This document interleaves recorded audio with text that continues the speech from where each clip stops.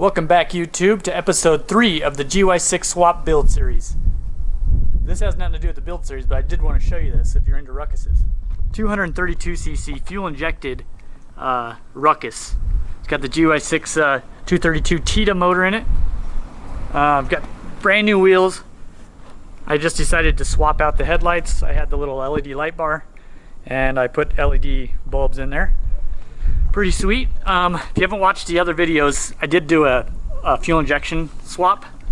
I have a little bit of a garage sale going on right now if you guys are interested in it at all. So I have the old wiring harness. We used to sell these on our website for $650. This guy's for sale for 300 bucks. It's used. It was in that Ruckus. It works perfect. The only thing that's not wired on it is signals, blinkers, and the high and low beam. I have it set up for just start button. I could wire it up, of course, but this harness is sweet, super clean. It bolts right into the existing where you pull the ECU out. Also, I have a 32mm carburetor, jetted for altitude, 5280 altitude here in Denver, Colorado.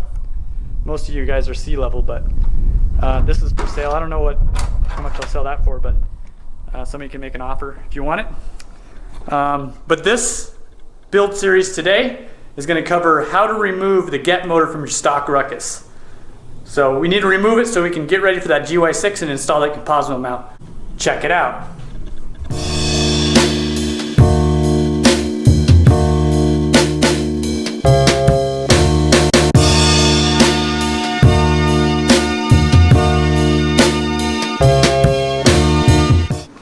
Alright, so we got the 50cc Ruckus here. We're going to pull the motor out of it to put a 150 in. I'm going to show you how to do that.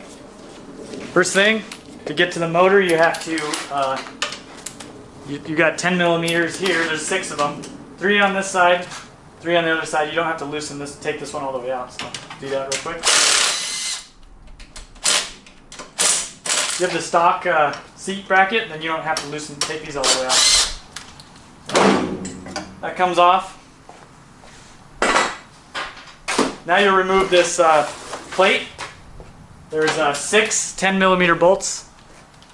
Remove those.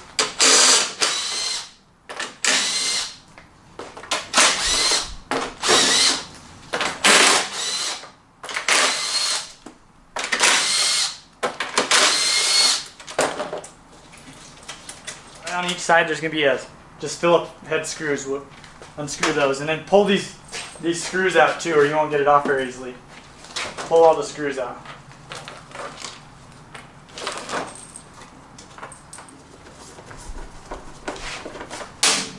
And one on the other side here. The thing that makes it easier is if you take this panel off. I'm going to do that just to show you how that goes. There's 4 bolts on each side here, and then there's a couple under here. One here and one on the other side. So let me remove those. Alright, and then pull your key out, and then this little box comes off just like that. Now you can pull this cover out just like that. Now that we've got the cover removed and we have access to the engine, we're going to remove basically this cable. We're going to detach the coolant bottle, remove this guy, or actually you can leave it if you want, or just take the hose off. Going to remove the shock bolts and then pull these caps off and remove these bolts so the motor will drop down. Keep it all on the center stand, and I'm going to grab a jack too. So I'm going to slide this jack underneath the frame right here, right up under here. That way when we remove the motor, the kickstand's holding it up right now, so do that like that. It doesn't have to be too. There we go. Alright, remove the throttle cable from the carburetor, the 12mm wrench.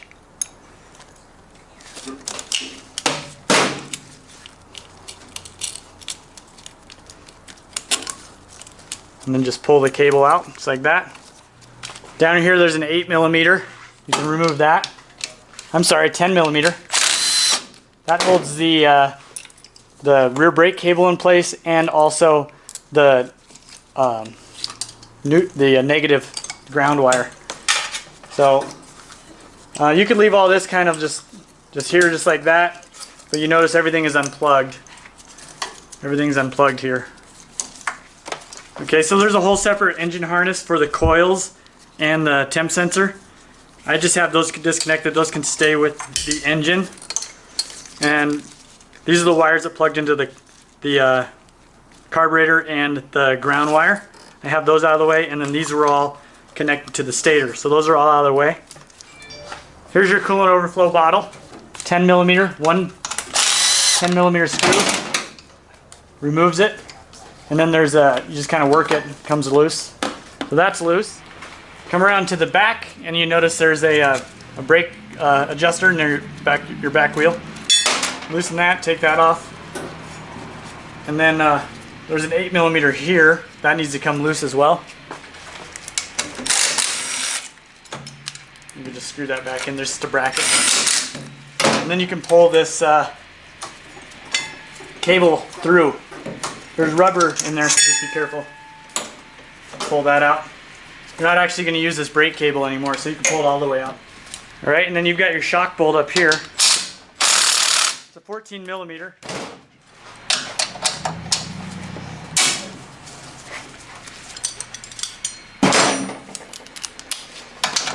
When you loosen it, hold the engine up.